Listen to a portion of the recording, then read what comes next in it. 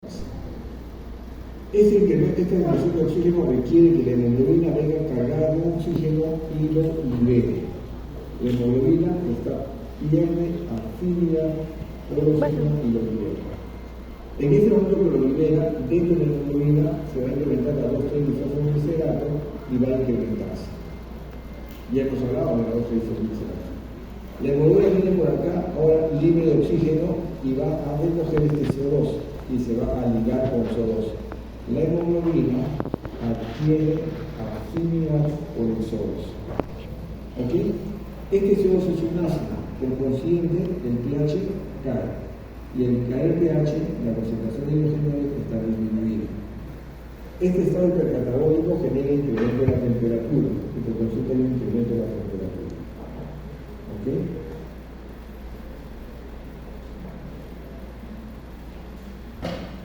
Hay un incremento de la temperatura. ¿Okay?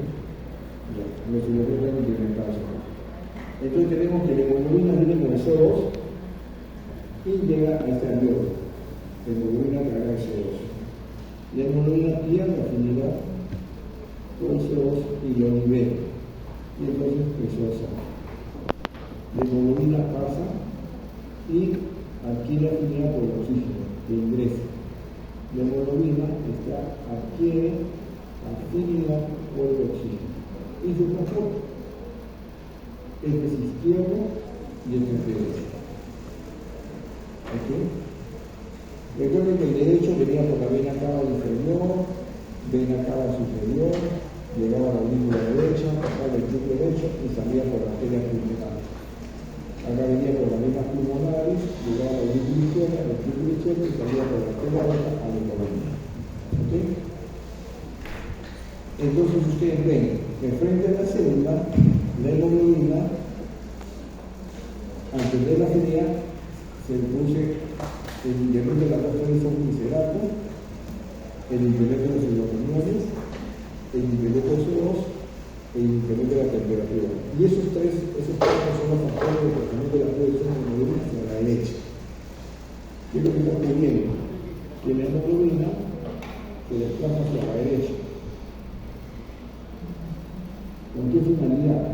Desde la vía que se va desplazando, lo que va logrando es ir incrementando la presión de oxígeno. Ese es el desplazamiento hacia la derecha. Y todo lo contrario es el desplazamiento hacia la izquierda. En la medida que existe mayor demanda de oxígeno en la célula, desplaza la fuerza a la derecha para ceder más oxígeno al cuerpo. ¿Está claro? Ese es el desplazamiento de la curva. Aquí tenemos dos momentos. El que está frente al alveolo es el desplazamiento hacia la derecha y el que está frente a la célula es el desplazamiento a la izquierda. Y es así que tienen los factores que influyen en el desplazamiento de la producción de la hemoglobina hacia la derecha o hacia la izquierda. ¿Ok? Por ejemplo, acá está el alveolo, yo con hemoglobina vengo saturada al 75%, libero un volumen de oxígeno, se genera una presión de 40 milímetros de mercurio en este momento frente al alveolo, porque yo venía a saturar al 75%. ¿Está claro? Esa presión de 40 moléculas libres de oxígeno se enfrentan a 100 del alveolo y pasan. Y se convierte en 40, 50, 60, 70, 80, 90 y 100. Y eso hace que yo me ligue al 100% como molécula de oxígeno. Y salgo con una hemoglobina de una presión de 100 ligado al 100% como molécula de oxígeno. Salgo por la vena pulmonar, aurícula derecha, aurícula izquierda, ventrículo izquierdo, arteria aorta. Y me voy por toda la circulación y llevo las capilares y llevo a la célula periférica. Con una hemoglobina al 100%, libero un molécula de oxígeno y genero una presión de ¿cuánto? 100 milímetros de mercurio. Con esa presión de 100 milímetros de mercurio frente a la célula, las moléculas van a ingresar porque hay una difusión a la célula. Esta célula de estos 100 milímetros consume 60. ¿Y cuánto deja de consumir? 40. Esos 40 milímetros de mercurio de oxígeno, de presión de oxígeno, hacen que yo sature al 75% de hemoglobina como molécula de oxígeno. El 25% restante lo estoy ligando con CO2 o su variable, que vamos a hablar, que no solamente CO2. Lo cierto es que yo voy a saturar 75% por la vena cava inferior, vena cava superior, y llego a la aurícula derecha, ventrículo derecho, y y llegó por la arteria pulmonar nuevamente al alveolo, pero que saturaba 75% con moléculas de oxígeno. ¿Por qué? Porque allá había una presión de 40. Por eso me saturó 75. Y entonces libero acá las moléculas de oxígeno, se genera una presión de 40, las moléculas del alveolo pasan, se generan presión de 100, me saturo al 100%, sigo por acá, y resulta que ahora estoy en un estado hipercatabólico, ya no estoy en reposo. En ese momento que estoy en estado hipercatabólico, esta célula ya no consume solamente 60, sino consume 80. Porque ya estoy en estado hipercatabólico. Entonces libero como que sí, igual, pero consumo 80. ¿Cuánto devuelve? 20. Y con 20 ya baja mi saturación en la vena, en la sangre venosa. Y lo empezó a saturar ya con 20 milímetros, no está saturando 35%. Entonces yo vengo con la sangre venosa con una presión venosa de 20 milímetros de mercurio saturando con oxígeno al 35%. Y vengo por la vena cava superior, vena cava inferior, aurícula derecha, ventrículo derecho, arteria pulmonar, alveolo. ¿Y qué hago? Como yo lo tengo saturado al 35%, libero un número de oxígeno. ¿Cuánto generó? 20. Porque allá era 20. Y me enfrento a 100. ¿Qué va a pasar? Pasan las moléculas de oxígeno y ese 20 se convierte en 30, 40, 50, 60, 70, 80, 90, 100. Y yo salgo saturado al 100. Y voy de nuevo a la 0. Pero como eso lo está consumiendo, tengo que ir más veces. Entonces aumenta mi frecuencia cardíaca y aumenta mi frecuencia respiratoria. Con la finalidad de darle este oxígeno a la célula. La célula consume oxígeno. La célula cuando empieza a hacer ejercicio, esta célula entra en un estado hipercatabólico. Este estado hipercatabólico genera mayor consumo de oxígeno. El mayor consumo de oxígeno genera mayor demanda de oxígeno. Y la mayor demanda de oxígeno genera mayor aporte de oxígeno. Ya hablé de tres términos diferentes: mayor consumo, mayor demanda y mayor aporte. A mayor consumo genera mayor demanda, a mayor demanda se debe generar mayor aporte. Para responder a la demanda, ¿de acuerdo? Es lo que está pasando cuando están haciendo ejercicio, están haciendo deporte. Empiezan a hacer ejercicio, sus células consumen oxígeno, empiezan ustedes a hacer taquicardia y taquimia, y la célula se dice, oye, si quieres que siga jugando, mándale más oxígeno. Y ellos empiezan a aumentar su volumen alveolar. Ahora sí que estamos hablando de propiedad. Aumentan su volumen alveolar con la intención de hacer que más volumen de oxígeno atraviese la membrana y pase en la sangre. Porque el volumen alveolar, ¿qué cosa es? El volumen que hace intercambio gaseoso. Entonces, cuando yo incremento la frecuencia respiratoria, mi intención es incrementar el volumen alveolar para responder a las demandas metabólicas del cerebro. ¿De acuerdo? Y a su vez, incremento la frecuencia respiratoria no solamente para incrementar el volumen alveolar, sino para disminuir el paso muerto. ¿Con qué finalidad? De botar el CO2 que se está produciendo. Porque la única manera que yo bote ese CO2 es por el pulmón, cuando respiro. Y para ello tengo que disminuir el espacio muerto. ¿Por qué? Porque el CO2, si yo lo incrementa el espacio muerto, incrementa el CO2. Entonces yo disminuyo el espacio muerto para botar el CO2. Como tengo que botar al aire, al medio ambiente. ¿Está claro? Y esos son los desplazamientos de la curva de oxígeno de hemoglobina hacia la derecha y hacia la izquierda. Toda demanda de oxígeno desplaza la curva hacia la derecha, todo lo contrario desplaza hacia la izquierda. ¿Ok? La siguiente, por favor. Hay de oxígeno en hemoglobina que hemos hablado, esto lo pueden revisar, ¿no? El 1.34 mililitros de oxígeno por cada gramo de hemoglobina, los 15 gramos de hemoglobina y el 98% de la saturación de la hemoglobina. ¿Ok? Ese es hacer los 1.34, ¿no? Y ustedes ven que están dividiendo los pesos moleculares de una milimol de hemoglobina, 64.5, y una milimol de oxígeno, 22.4. 4 por 22 es 64.5, 1.34. O sea, en otra palabra, es una constante. Porque no somos quien para cambiar los pesos moleculares, ¿sí o no?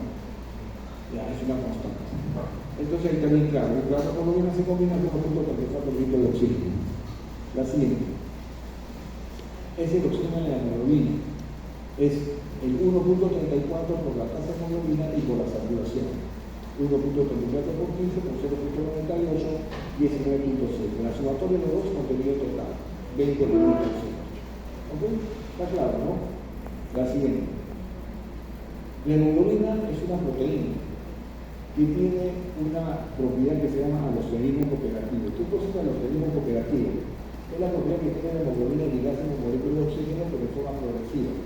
La hemoglobina no se liga en forma lineal.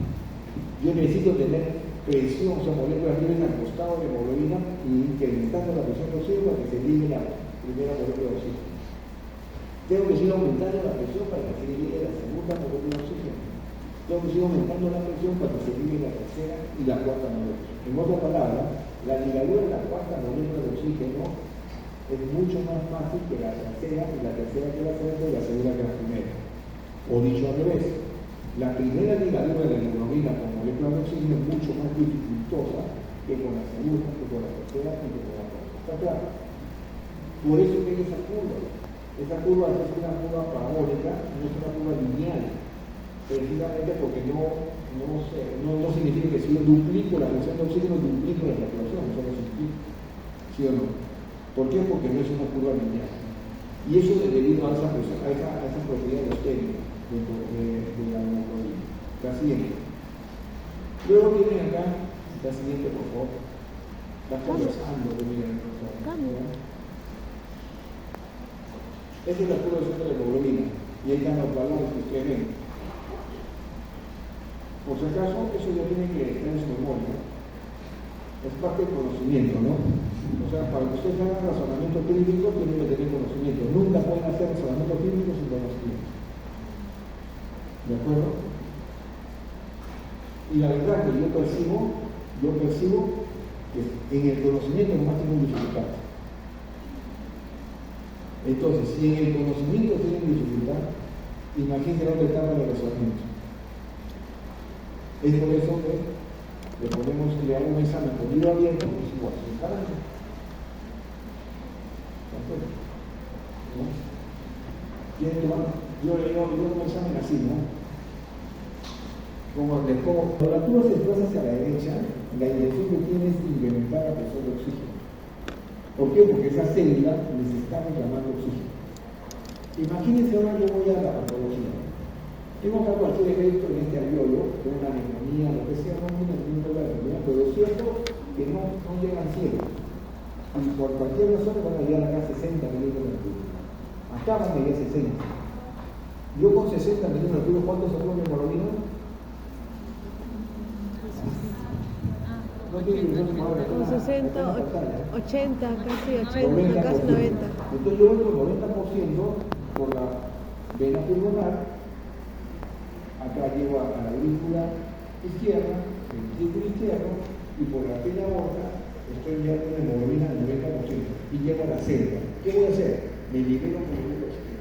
¿Y qué presión voy a generar acá? 60 milímetros de mercurio. Y con 60 milímetros de mercurio esa célula va a trabajar, pero a las justas. Va a estar sufriendo esa célula. Y la célula cuando sufre se va muriendo. Y sobre todo el sistema cerebral. Y de ese 60, vamos a poner que consume los 60, o vamos a poner 55, porque siempre no vamos a consumir todo. ¿Cuánto está devolviendo? 5 milímetros de mercurio. Y con 5 milímetros de saturación de la sangre venosa, ¿cuánto está? 10%. Y yo voy a venir con una hemoglobina al 10% de la sangre venosa, vena cava inferior, vena cava superior, aurícula derecha, ventrículo derecho, arteria pulmonar, alveolo. Saturando mi hemoglobina 10%, libero mi molécula de oxígeno y tengo una presión acá de 5 milímetros de oxígeno. Esos 5 yo los tengo que llevar a 100. Yo solamente tengo 60, entonces voy a llevar a 60 nada más y voy a hacer 90. Entonces yo tengo que corregir eso. ¿Y cómo voy a corregir? Haciendo que esto se convierta en 100. Para eso le damos oxígeno total. Para eso les enseñé fracción inspirada de oxígeno, presión inspirada de oxígeno, etc. Para que este que está ya en 60 se convierta en 100, a expensas de la presión de oxígeno que le estoy dando por la oxígeno total. Al convertirlo en 100, yo ya mejoro mi saturación, me voy a dar y ya no voy a dar 100 milímetros de mercurio. A expensas del oxígeno que gana. Y lo que hace es que empieza a trabajar mejor. Porque le estoy dando oxígeno. Y yo sé que de momento inmediato, eso no espera una hora, eso es en los minutos siguientes. Esto está ocurriendo en esos 4 minutos. Esta se está mejorando. Entonces yo tengo que mejorar el evento con mis tratamientos, mi antibiótico, para que esto mejore. Pero mientras tanto le estoy dando oxígeno. Porque en esta zona me está pidiendo. Entonces eso es lo que así como funciona. ¿Está claro? Muy bien. La siguiente. Ahí están viendo un poco cómo se desplaza hacia la derecha y se desplaza hacia la izquierda, ¿no?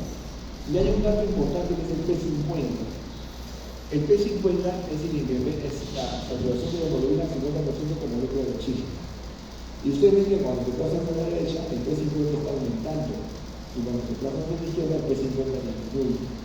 El P50 significa que a qué porcentaje yo saturo de hemoglobina, a qué presión yo saturo de hemoglobina al 50%, a 27 milímetros de mercurio. O sea, 27 milímetros de mercurio logra saturar de hemoglobina al 50%. Cuando yo desplazo el P50, acá voy a hacer una pregunta, ¿ya? Por favor, utilicen ahora sus sinapsis, ¿ya?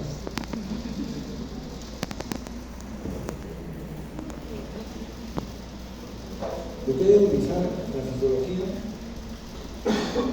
la fisiología para su mejora.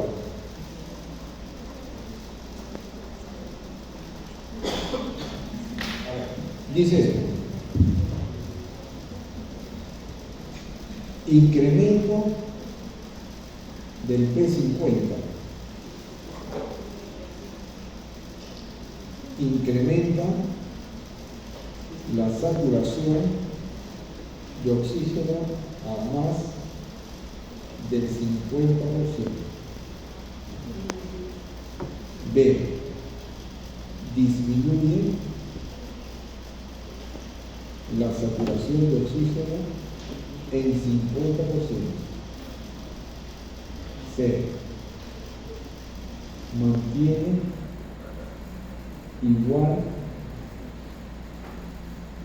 la saturación de oxígeno. Y D.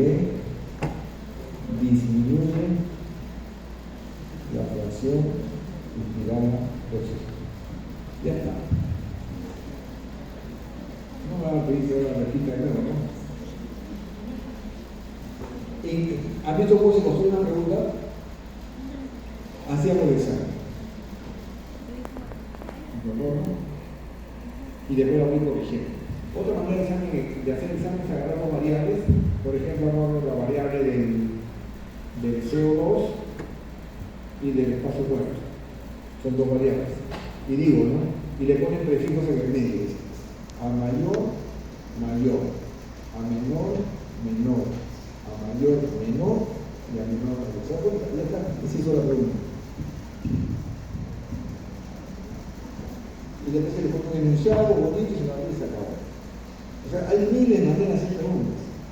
¿Y cuántas maneras estamos hablando? Y cada vez que viene un término es una variable, ¿no? Saturación arterial, presión venosa, saturación venosa, todos son variables, la dieta arterial, etcétera, que hemos hablado también de la... Bien, ¿cuál es la respuesta? Incrementa la saturación a más del 50%. Le dan de la mano lo que dice que es la A. Ni tanto, no es mucho, ¿no? Ya tienen duda ya. Disminuye la saturación al 50%.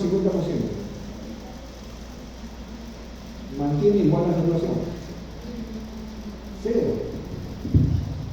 Lamentablemente para ustedes esta es la respuesta correcta.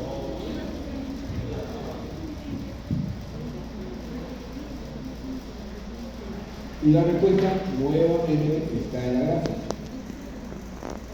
Lo que pasa es que ustedes no analizan la gráfica. Por eso, imagínense, teniendo la gráfica del 1 al 10, hacen lógico. Ya ven, ya se dio cuenta bien por ahí. ¿Cuánto es la saturación de este de acá? 50%. Mayor P50 mayor. Este es P50 mayor y este es P50 menor. Y este es el P50 normal. Los tres tienen el 50% de saturación. Como si no se llamaría P51, P52, P53.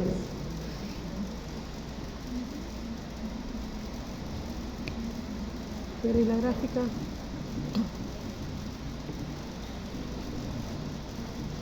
No, pero se está yendo a la derecha, pues. Sí. Se está yendo hacia la derecha, todavía hacia la derecha. Incrementa P50. Pero el incremento P50 no significa que incrementaste la saturación, simplemente desplazaste la curva hacia la derecha, nada más. ¿Con qué intención? De que acá tú tenías una PO2 en 27 y cuando desplazas hacia la derecha, tu PO2 aumenta a 40. Y lo puedes ir aumentando así y puedes ir aumentando la PO2. Pero la saturación sigue siendo la misma, el 50%. No dice nada. Y la gráfica lo dice, ¿no? Ya. Por eso les digo, una cosa es una lectura de una gráfica y otra cosa es una interpretación de una gráfica. Y para eso se necesita tener conocimiento y se necesita la otra etapa. ¿Cuál es? El raciocinio.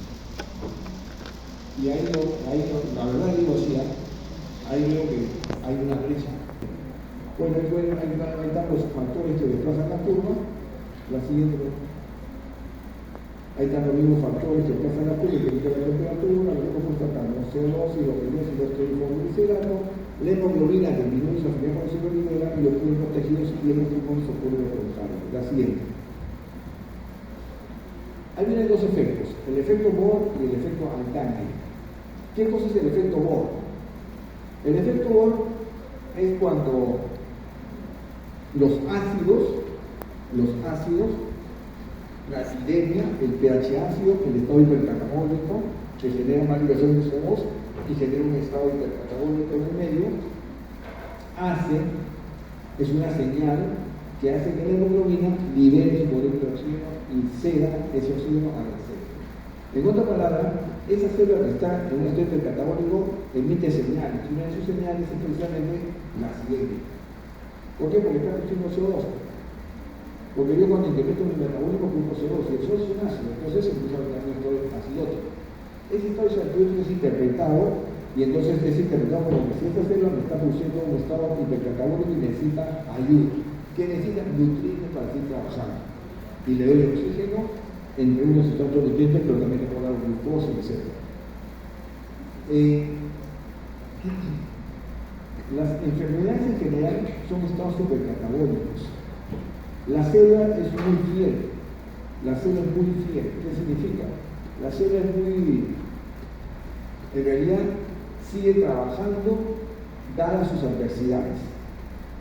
El hepatocito, su función es metabolizar, ¿de acuerdo? Yo tengo una hepatitis viral, el hepatocito está siendo golpeado por el virus y el hepatocito todavía sigue metabolizando. O sea, además de cumplir la función a la que está destinado, ahora se tiene que defender del virus. Y sigue funcionando. Muy noble. ¿De acuerdo? Entonces está en un estado hipercatabólico. Y va a empezar a seguir trabajando y entra en un estado hipercatabólico, o sea, a generar más metabolismo. Y más metabolismo significa consumir más nutrientes. Y el organismo le tiene que dar más nutrientes. ¿Okay? Y eso es lo que está ocurriendo. El efecto Bohr, ¿qué cosa es? Que este estado acidótico hace que la hemoglobina pierda la afinidad por el oxígeno y lo brinde y lo cede. Efecto Bohr. Efecto Altaner. Cuando esta hemoglobina se desprendió del oxígeno, genera una afinidad y avidez por el CO2 para llevarlo desde la célula hasta el alveolo y liberarlo. Ese es el efecto Altaner. Así que lo van a encontrar en diferentes enunciados, pero todos tienen la misma finalidad. ¿De acuerdo? O sea, ustedes cuando lean tienen que entender el enunciado. No hay que aprenderse de memoria el enunciado. Porque van a encontrar sus libros, si que tienen la costumbre de leer, obviamente, diferentes enunciados. Pero todos, al final de cuentas, dicen lo mismo. La siguiente. Y acá ustedes ven la otra variable, que es la hemoglobina. Y están viendo que si yo voy incrementando la hemoglobina, manteniendo la presión arterial del oxígeno y manteniendo la saturación, el contenido de oxígeno aumenta. ¿De acuerdo? De 20 a 30. Y si baja la hemoglobina, lo que me está diciendo que la hemoglobina es un factor importante. Sus pacientes van a tener anemia cada rato. ¿De acuerdo? Los partos, se les desangran, empiezan a tener anemia, ¿no? Todo esto va a ocurrir. Y están corrigiendo la hemoglobina. Y después también porque el paciente tiene dificultad respiratoria. Y están creyendo que tiene una neumonía, que tiene un problema cardíaco, etc. No, que tiene la misma hemoglobina que tengan solo. Porque es que no da, porque miren, Si yo tengo buena presión de oxígeno y tengo por ende tengo buena saturación, pero en vez de tener 15 gramos, voy a tener 15 ómnibus y debo llevar gente a la plaza de armas, tengo 8 más. Y los 8 se van 100% saturados, pero a la plaza de armas llegan menos moléculas de oxígeno. Entonces está en box. Por eso es importante la hemoglobina. Y el otro tema que es importante es este gasto cardíaco y esta fisiología cardiovascular. ¿De qué me vale que yo tenga buena hemoglobina, que yo tenga buena saturación de la hemoglobina porque tengo una buena presión arterial de oxígeno, pero si esta circulación falla, la sangre no llega porque bajó el gasto cardíaco, porque cayó la presión arterial?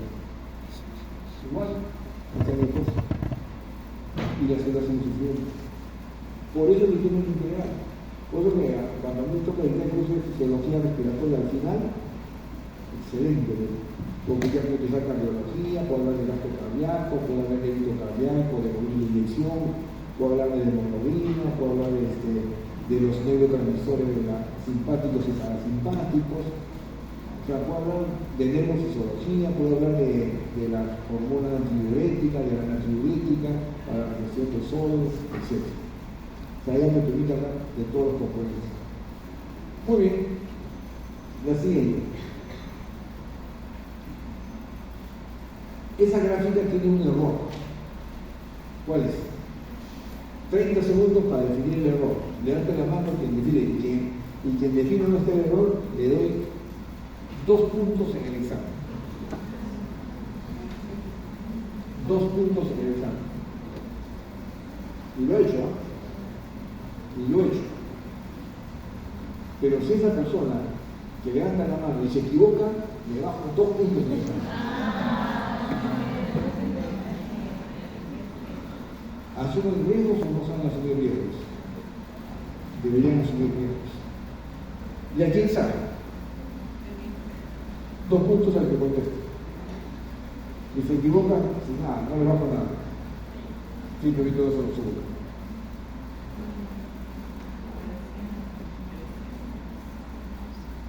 Y lo he dicho, y lo he dicho más o menos que hemos hablado cerca de, yo diría 15, 20 minutos de explicar ese evento, nada más. Lo he dicho, pero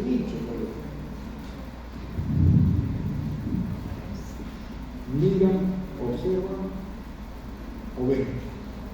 ¿Qué es lo que hacen ustedes? Mira. Estoy regalando 2 puntos al examen de teoría. 2 puntos al examen de teoría. Esa gráfica tiene un error. ¿Dónde está?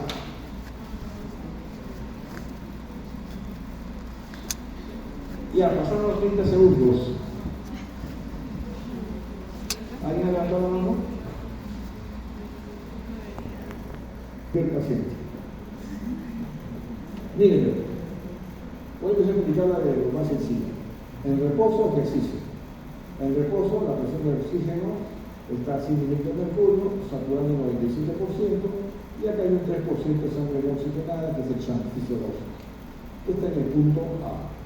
Presión de 100, saturo 100% a 97%. Y en la sangre, como está en reposo, acá hay un consumo de oxígeno, que es lo fisiológico, un metabolismo basal, presión venosa de oxígeno de 40 mililitros de mercurio, y luego se logra una presión de 75% en el 75% con presión de 40, este es sangre venosa. ¿De acuerdo? Pero no tiene ¿por qué? Porque tiene 75% de oxígeno. Importante. Eso ocurre. Pero cuando hace ejercicio, eso consume más. Entonces no consume 40, sino consume ¿cuánto? 20. O sea, está devolviendo 20, está consumiendo 80 mililitros de mercurio. Y consume 20. Y con 20 ¿cuánto satura? 35% que está acá. Entonces, ¿cuál es el error? De comer 40, ¿tú más ves? 20 mililitros de mercurio. ¿No? Para que pueda tener 35% de saturación.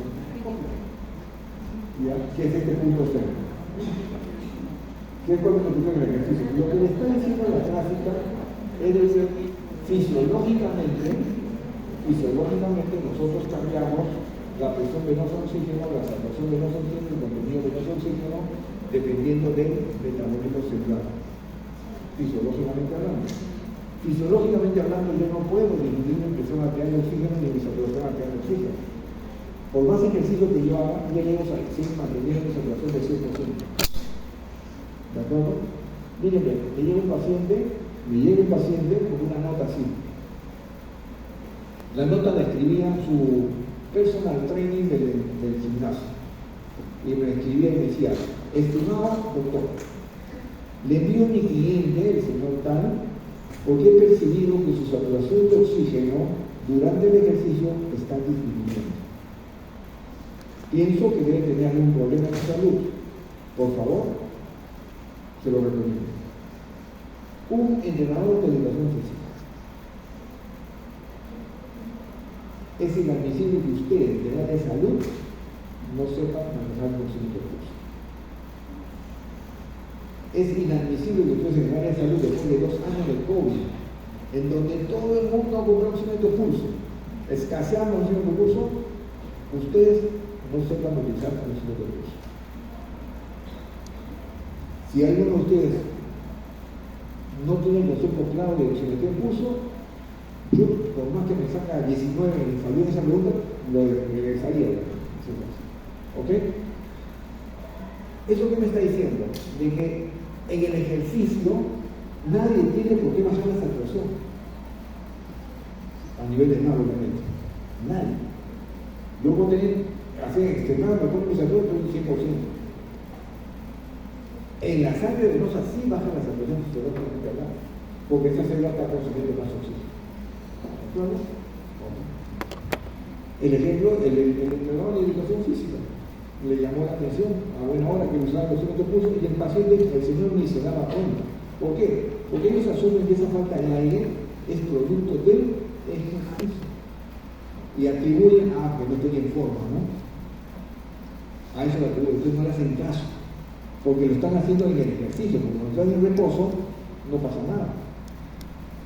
Porque la enfermedad primero afecta al ejercicio y después afecta al reposo, dependiendo de la magnitud. ¿Okay?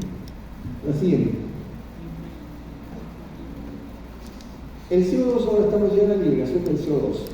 El CO2 se libera de esta célula y yo les dije de que el CO2 se va a transportar en hemoglobina como hemoglobina más CO2, pero que no es el más importante. Le dije que el más importante de este CO2 que se libera de la célula se transporta disuelto, se transporta ligado a la hemoglobina o se transporta como bicarbonato. ¿Cuál es el más importante? Como bicarbonato. Y de ahí de que nos lleva rápidamente al equilibrio ácido-base. Me imagino que tengan leído el equilibrio ácido-base, ¿no? O sea que son muchos, ¿no? Las acidosis metabólicas, todas estas cosas, ¿no? ¿Ok?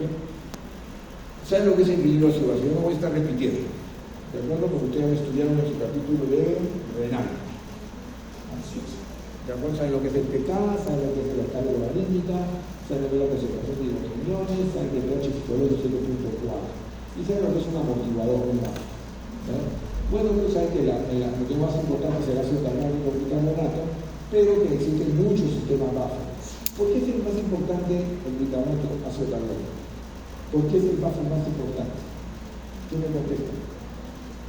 ¿Por qué el bicarbonato ácido carbónico es considerado el buffer más importante del organismo?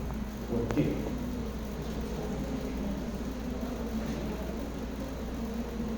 Levante la mano, punto, Carlos.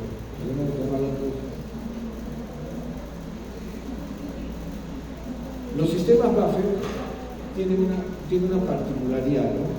Que se pueden convertir en un ácido o una sal. Tienen esa particularidad. Segundo, eso significa que se pueden disociar hacia uno y hacia otro lado. ¿Y eso por qué? Porque tiene una constante de disociación, que es el pK. Cuanto más este pK se acerque más al pH fisiológico, el buffer es más potente. Cuanto más me acerque al pH fisiológico, el buffer es más potente. ¿Cuál es el buffer más potente que existe? No es el bicarbonato. El fosfato. Son los fosfatos. Porque su pK es 6.9 y mi pH es 7.4. es mucho más potente, pero sin embargo no es más abundante. Entonces, ¿cuál es el sistema base más abundante? El bicarbonato carbónico. ¿Y cuánto es un pK? 6.1. Pero no es el más potente, pero es el más abundante. Es por eso que se estudia. Eso que nos dice inmediatamente, que cuando yo estudie eso base, no solamente debo tener en cuenta que existe un solo sistema base, debo ser consciente de que existen otros sistemas base. Y por consiguiente, debo tenerlo presente, porque ¿qué significa? De que yo de repente tengo una enfermedad que me afecte más significativamente un sistema que otro. Y el ácido base no va a producir reflejo de eso. Habitualmente sí lo va a hacer porque es abundante. En las particularidades, de repente puedo encontrar una enfermedad, por ejemplo, una fosfolipidemia, me va a quedar el otro sistema. Entonces, ¿cómo se transporta? El disuelto contendrá como presión de CO2, la hemoglobina ligada a la hemoglobina y el bicarbonato. El más importante es el bicarbonato. ¿Cómo se hace? Sale el CO2, se liga al agua, forma H2CO3, que es ácido carbónico, se disocia en bicarbonato más hidrogeniones. Este hidrogeniones se liga a la hemoglobina y este bicarbonato sale del glóbulo rojo y en su reemplazo entra el cloro. Es así como se transporta el CO2, hemoglobina reducida. ¿De acuerdo? Y eso está ocurriendo frente a la célula. Cuando esto llega al alveolo, llega con hemoglobina reducida y llega con cloro. ¿Qué hace? Bota el cloro, ingresa el bicarbonato, la hemoglobina se disocia en hemoglobina e hidrogeniones, se junta el hidrogeno masifica y forma H2CO3 y forma agua endógena más CO2. Y este CO2 se va a la alveolo, a la alveolo. CO2. Perdón, a ver, este es la célula, que está botando el CO2. ¿De acuerdo? Si usted se da cuenta, la reacción es diferente, en otro sentido. Entonces, usted va a tener un sentido frente a la célula y un sentido frente al alveolo. Dicho de otra manera, en el lado derecho de la curva y en el lado izquierdo de la curva. ¿El lado derecho cuál es? Frente a la célula. ¿El lado izquierdo cuál es? Frente al alveolo. ¿Entonces? Es así como ya lo que dice, lo mismo arriba. Entonces es el CO2. Muy bien, dicho esto, pasa a la siguiente pregunta.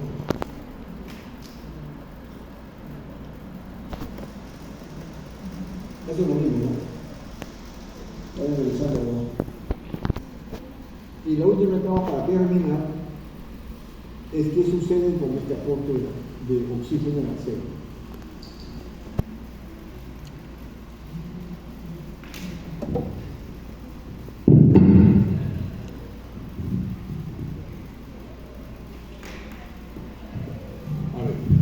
Estamos acá, tenemos esta célula y acá tenemos el aporte. Empecé dibujando el alveolo, ahora estoy dibujando la célula. ¿De acuerdo? Esta es la célula. Acá tenemos nosotros la presión arterial de oxígeno de 100 milímetros de mercurio, la presión arterial de CO2 de 40 milímetros de mercurio, la saturación arterial de oxígeno del 100%, el contenido arterial de oxígeno del 20 por 1%. Y esto de acá le vamos a llamar aporte de oxígeno. Aporte de oxígeno. Por este lado tenemos la presión venosa. Presión venosa de oxígeno de 40 metabolismo basal, presión venosa de CO2 de 45 metabolismo basal, saturación venosa de oxígeno del 75%. Contenido venoso de oxígeno, que lo hemos dicho. La célula, esta célula, nosotros le aportamos, aporte, la célula consume y hay un retorno. Entonces, a toda célula nosotros le aportamos. La célula consume y lo que no deje consumir, retorna. ¿Está claro? La célula no se queda con nada. No como los chicos que ahora dicen, no, papá, voy a comprar mi libro. Mi papá le da sus 100 soles para su libro.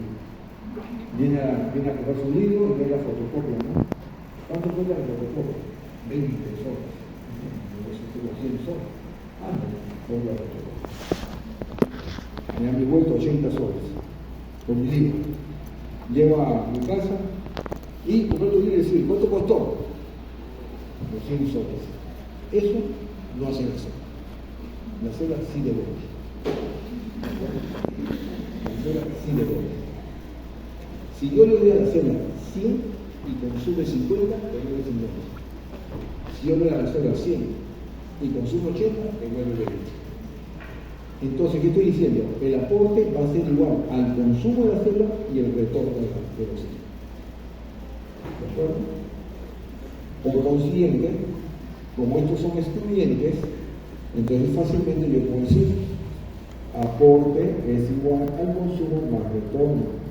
Consumo es igual al aporte menos el retorno y el retorno es igual al aporte menos el consumo. Para eso ustedes llevan su curso de álgebra, matemáticas, acerca del estudio general, en el colegio, no sé dónde, por un día llegar. ¿Okay? Entonces, aplican eso. Porque eso está bien ahora. Hay un aporte, hay un consumo y hay un retorno. ¿Verdad? Así como había, por ejemplo, cuando yo consumía, demandaba y me aportaba. Consumo, demanda, aporte. Yo consumo, demando. Oye, si quieres que siga fluando, corriendo, envíame oxígeno. Lo estoy demandando. Y alguien me tiene que aportar. El organismo le aporta, incrementando la frecuencia cardíaca, el gasto cardíaco, la frecuencia respiratoria, la hemoglobina, etcétera, etcétera, y le aporto. ¿Está claro? Muy bien. Mi primera pregunta: ¿cuánto es el contenido de nuestro oxígeno? ¿Cuánto es el contenido de nuestro oxígeno? No lo he dicho a propósito hasta este momento, pero ustedes sí están en la capacidad de decirme cuánto es ahorita.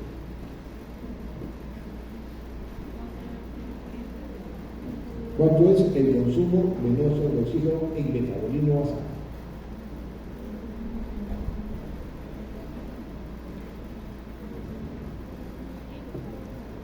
Levanten la mano. ¿Quién tiene la respuesta?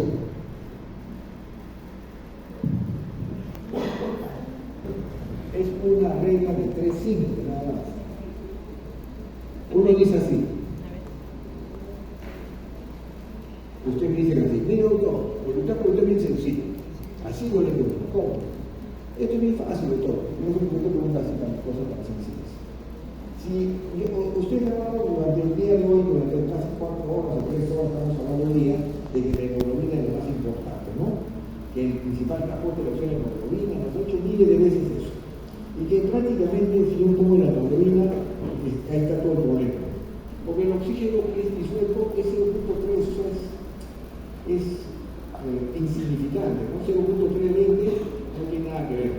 Entonces nos concentramos en la hemoglobina.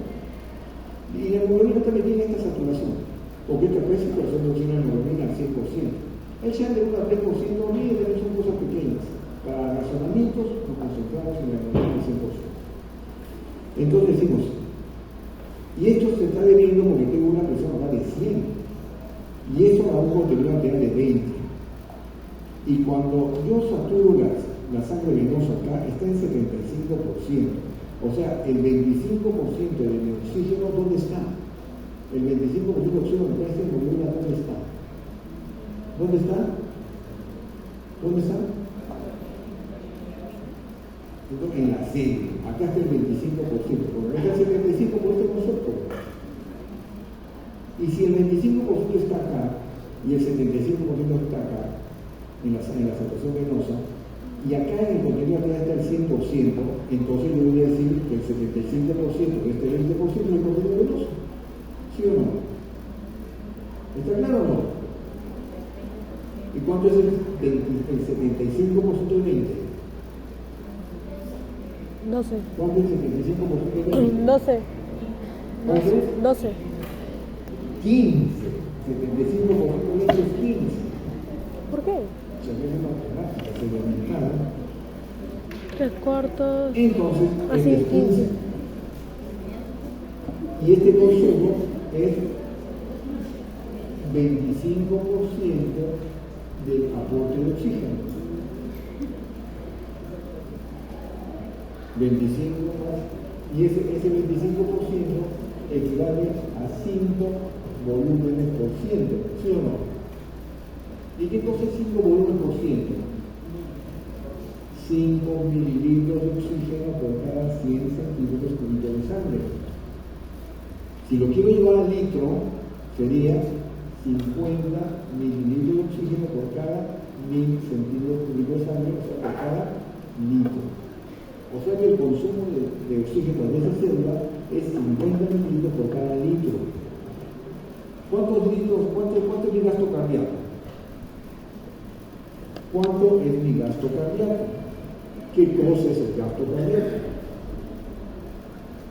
Ustedes han hecho cardiología, ¿no? Era volumen por... Pero 5 litros. Ustedes han hecho cardiología, ¿no? ¿De dónde sale el gasto cardíaco por 5 litros? Era volumen. ¿Ya han aprobado cardiología? ¿Ya han aprobado? ¿Y qué es gasto cardíaco entonces? ¿Y de dónde salen esos 5? ¿De dónde salen los 5 litros?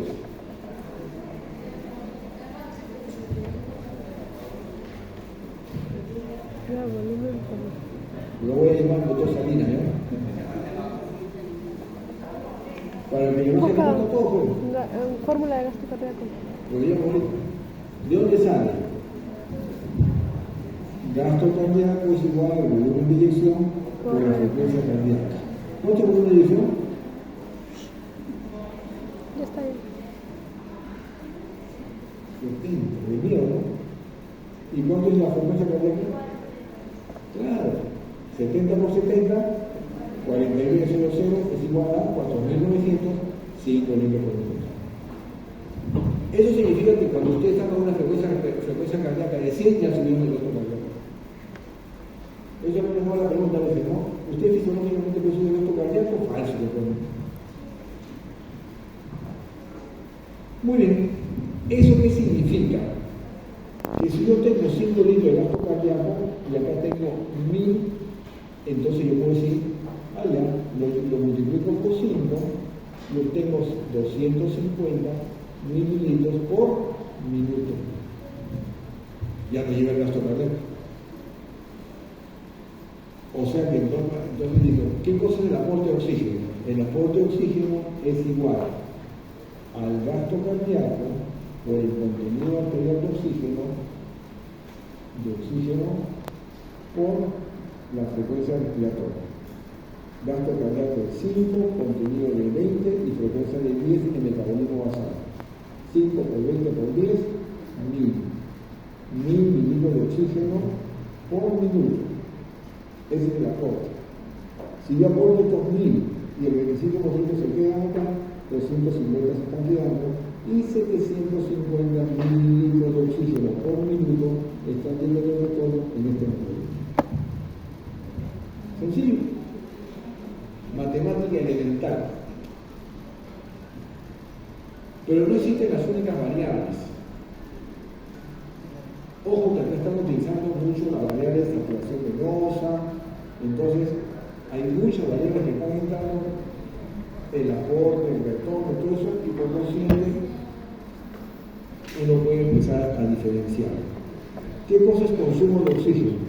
Consumo de oxígeno es igual al gasto cardíaco multiplicado por el contenido arterial de oxígeno menos el contenido venoso de oxígeno por la frecuencia respiratoria.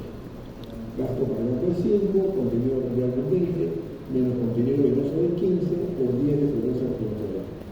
5 por 5 por 10. ¿Cuánto es? 250. Misma cifra. Otro método. Son diferentes métodos. Otro. Ustedes tienen lo que llamamos coeficiente de extracción, que es igual al contenido actual de oxígeno menos el contenido de dióxido de oxígeno entre el contenido actual de oxígeno. En otra palabra, 20 menos 15 entre 20. ¿Cuánto sale esto? 5 entre 20, 0.25. En otra palabra, 25% en el coeficiente de extracción. Que se extrae 25% de este aporte, otra vez sale 250. Entonces, ese consumo va a depender muchas veces de la magnitud de lo que yo consumo y obviamente voy a la aporte. ¿Está claro?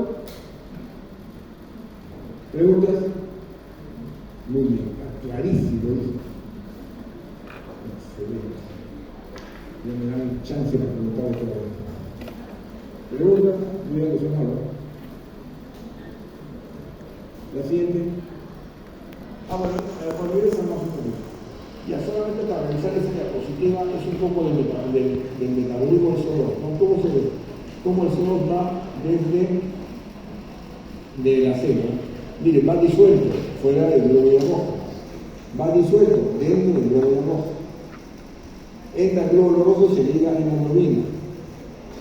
Y dentro del CO2 se liga con carbohidratos, bicarbonato y hidrogenones, hemoglobina reducida. Este es el más frecuente. Para eso elimina el bicarbonato y el cloro. Cuanto más se hace, aumenta el metabolismo, el cloro se hidrocarbona. Por eso muchas veces le digo cloro al paciente. El cloro, ¿cuál es el valor normal del cloro?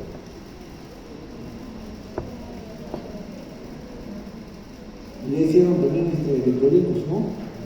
Le hicieron verdad, ¿no? Por si acaso usted ya debe saber cuál es el valor del sodio, cuál es el valor del potasio, cuál es el valor del cloro, eso ya debe saberlo como rutina. De acuerdo, el cloro más o menos está entre 85 y 95 miligramos por litro. A veces pacientes llegan con un cloro de 80, 75, están hipoclorémicos. ¿Y por qué? Porque el cloro está metido todo en el cloro y el microbioma se eleva. ¿Cuánto es el microbioma normal? 24 miligramos por litro. ¿De acuerdo? La siguiente. Ya lo que hemos hablado, aporte de oxígeno, acá está. En estas variables, si usted se ha puesto mucho de variables, ¿no? Porque tengo el concepto sistematizado. O sea, ¿qué significa que los dos lo tengo ordenado? Mi cerebro está ordenado. Por eso que no me equivoco. Entonces, la recomendación a todo personal de salud es que siempre tengan sistematizado todo. Y uno puede sistematizarlo de miles de maneras. 1, 2, 3 o 4 maneras, pero lo importante es que lo tengan claro. Porque ese es su profesión, va a ser así. ¿Ok? Entonces, acá hay variables. La primera variable es el gasto cardíaco, que tiene acá el volumen de eyección por la frecuencia cardíaca. Ya saben que el volumen de eyección es 70 centímetros cúbicos y la frecuencia cardíaca es 70. Segunda variable es el contenido arterial. Y el contenido arterial tiene muchas variables. Tiene el contenido disuelto y oxígeno disuelto, el 0.3, y el contenido de hemoglobina es el 19.7. Y el de hemoglobina era el 1.34 por la tasa de hemoglobina, o sea que había otra variable, la hemoglobina. Y la otra variable cuál era la saturación. ¿Y la saturación de qué depende? De la presión de oxígeno.